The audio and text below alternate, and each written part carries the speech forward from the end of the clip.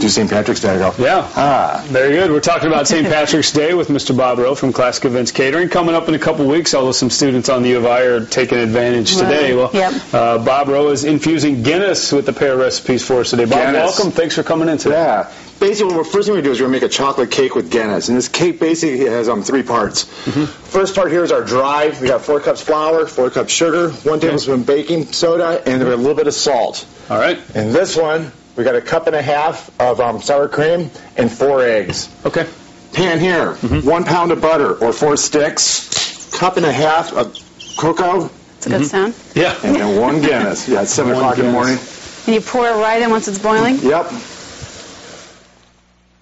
And you got your butter, Guinness, and cocoa. Butter, Guinness, and cocoa. Isn't that beautiful? That's a winner. I didn't bring the mixer in today, but the idea is, though, you have your liquid here, you incorporate your dry here, and once that gets together, you're going to get a really tight dough. Once you have your tight dough, you pour in your Guinness mixture. Okay. And then you bake. And we bake. I made these into cupcakes today. It's a cute way to do it. There's a little bit of cake there if you guys are going to try. Yeah.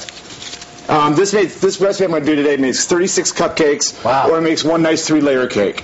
Our icing today is it's amazing icing. I made 1 with bittersweet chocolate, and then I did 1 with dark chocolate. And the recipe's easy. It's just 2 cups of heavy cream, 1 pound of chocolate. You heat your heavy cream in your pan. Once you start to get it simmering, little bubbles on top, not a boil, add your chocolate, stir it together, let it sit at room temperature for an hour, and then you're ready to go.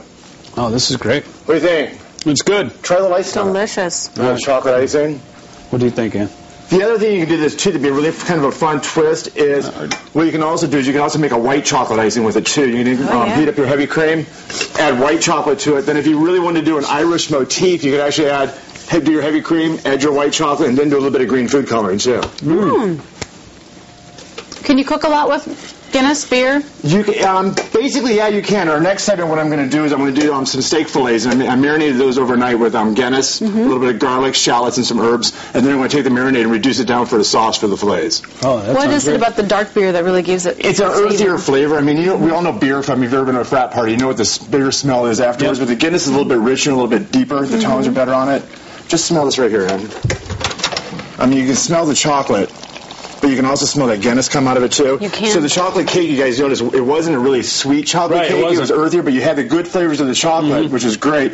But it didn't have, like, that cake mix, fake chocolate, too sickening sweet. Doesn't hurt your teeth after you eat it. Yeah. No, this is more of an earthy flavor, and like I said, the flavors are really, really good. The icing, on the other hand, is pretty intense. Yeah, that was. So which is really nice. So exactly. So just a little bit of icing goes a long way in this cake. But I really like this cake. This cake also bakes well in a bundt cake if you want to do it that way too. Oh yeah. Also too, if you really want to have a little bit of fun for St. Patrick's Day, before you ice the cake or your cupcakes, take a toothpick and poke a few little holes in it and drizzle a little bit of Irish whiskey on top. Oh, now you're talking. Get some Jamesons and you Jameson or Bushmills, depending if you're going Catholic or Protestant. Yeah, that's right. You got to make sure, depending on your guest list, which one you use. But you drizzle just a little bit of whiskey on there. Also, too, if you didn't like the whiskey, it was a little bit harsh for you, you could also do a little bit of Bailey's Irish cream. Okay. So poke some holes on top of your cake, drizzle your booze of choice, top with your icing, and you're ready to go. That sounds great. And most of the alcohol is going to cook out in this part, so kids and stuff are okay with this stuff. Exactly. I mean, it's just like vanilla. Vanilla's got an alcohol content as well, and it cooks off.